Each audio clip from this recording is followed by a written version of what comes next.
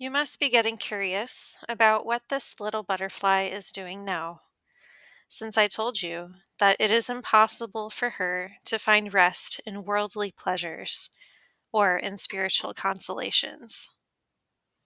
She flies higher than all that. I cannot satisfy your curiosity about this until we get to the final dwelling. May God grant that I remember it then and have time to write about it. 5 months have passed since I began this assignment, and because my head is in no shape to read it all over again, I will undoubtedly continue in a disorderly fashion and probably say some of the same things twice. Because this is written for my friends, this shouldn't be too much of a problem. I still want to say more to you about what the prayer of union is. Since it is my style to use metaphors, I will continue to talk about the little butterfly.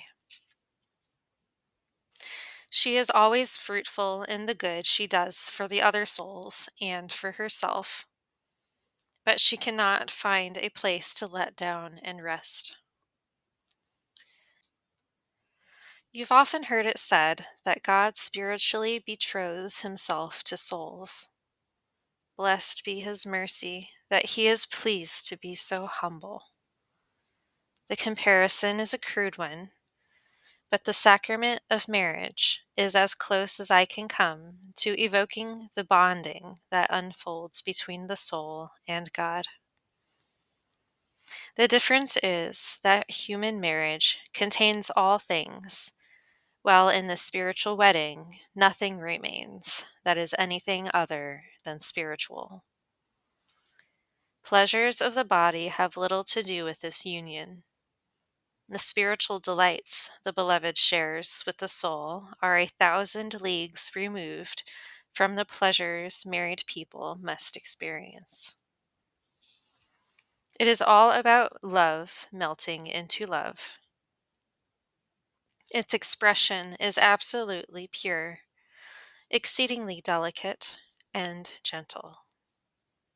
There is no way to describe it, but the beloved knows how to make it deeply felt.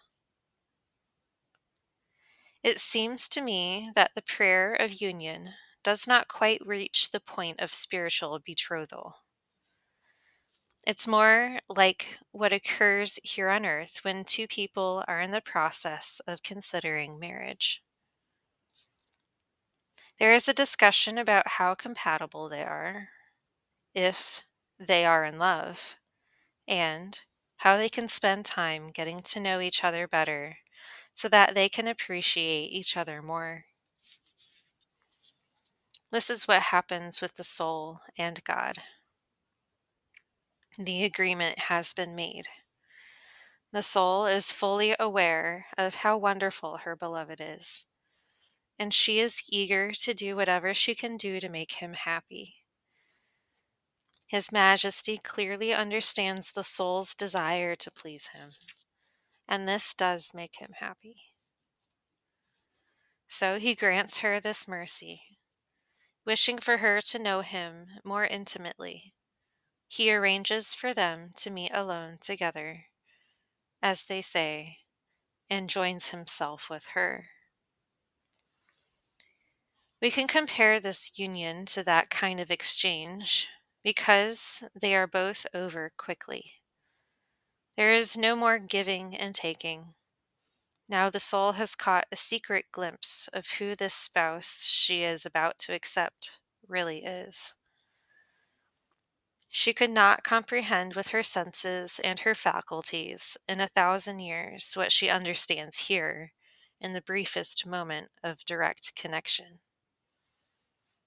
Being who he is, the spouse leaves her more worthy from that one meeting for what is called the joining of hands. The soul finds herself so deeply in love that she would do anything in her power to avoid upsetting the balance of this divine betrothal.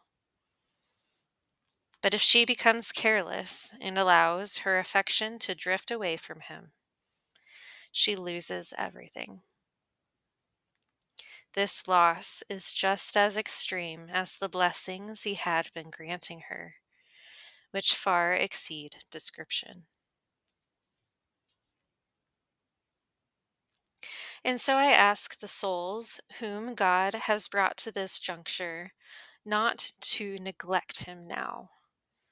Remove yourselves from opportunities for error.